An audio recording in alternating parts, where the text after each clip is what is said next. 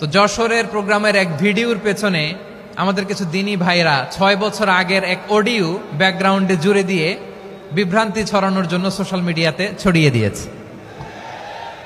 তো তাদের প্রতিও আমাদের কোনো রাগ নাই, ক্ষোভ নাই। তারা হয়তো দিনই তাকাদা থেকেই করেছে।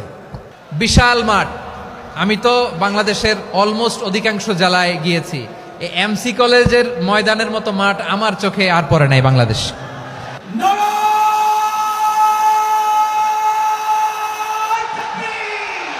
দাওয়াতের ময়দানে আছে মুমিন প্রাণে আল্লামা সাঈদীর উত্তরসূরি। আজ হারি আজ হারি আজ হারি মিজানুর রহমান আজ হারি। সিলেটের আলিয়া মাদ্রাসার যে ময়দান, সেখানে দীর্ঘ 33 বছর 34 বছর সরাসরি কোরআন থেকে তাফসির করে আপনাদেরকে শুনিয়েছেন এই ভূখণ্ডের তাফসির জগতের কিংবদন্তি শহীদ মরহুম আল্লামা দেলোয়ার হোসেন সাঈদী রাহিমাহুল্লাহ। আমরা আমাদের আল্লামার জন্য দোয়া করি, আল্লাহ তাআলা মরহুম আল্লামা দেলোয়ার হোসেন সাঈদী রাহিমাহুল্লাহর জীবনের সকল খেদমাগুলোকে আল্লাহ তাআলা কবুল করে নিক। ওনার কবরটাকে আল্লাহ তাআলা কোরআনের নূর দিয়ে মোনাওয়ার করে দিক। আমি আরো সৌভাগ্যবান যে আমি অত্যন্ত নগণ্য ক্ষুদ্র একজন কোরআনের ছাত্র হয়ে কোরআন থেকে যা বুঝেছি, এই কথাগুলো যখন দেশ থেকে দেশান্তরে যেখানেই যাই শোনাবার জন্য লক্ষ লক্ষ দিনী ভাইরা সেখানে উপস্থিত হয়, আলহামদুলিল্লাহ।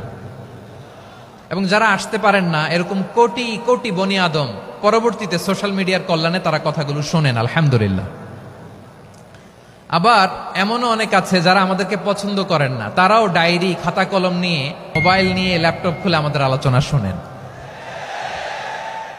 আমি তাদেরকেও ভালোবাসি, কারণ আমার স্লোগান হচ্ছে হেরে যাবে ওদের হিংসা, ষড়যন্ত্র, জিতে যাবে আমাদের ভালোবাসা।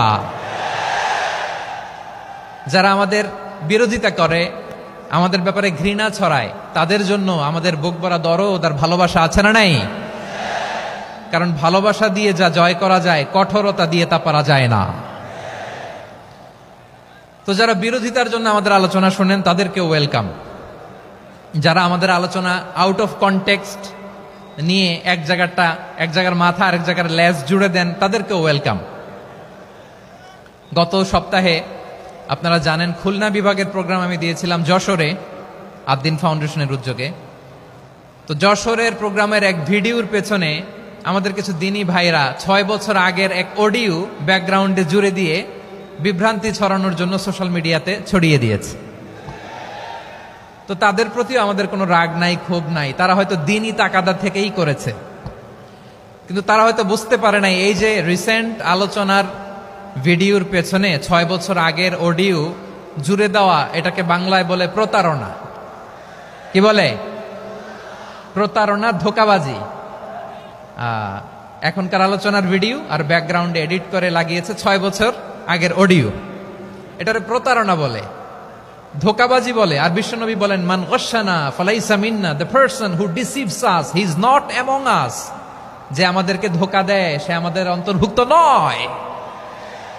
তো বিশ্বনবীর এই হাদিস তারা মনে রাখে না। তো এই জন্য শুধু বিশ্বনবীর প্রতি সাল্লাল্লাহু আলাইহি ওয়াসাল্লামের প্রতি সেরেফ ভালোবাসা আপনাকে বাঁচাতে পারবে না যদি বিশ্বনবীর আদর্শ আপনি গ্রহণ না করেন।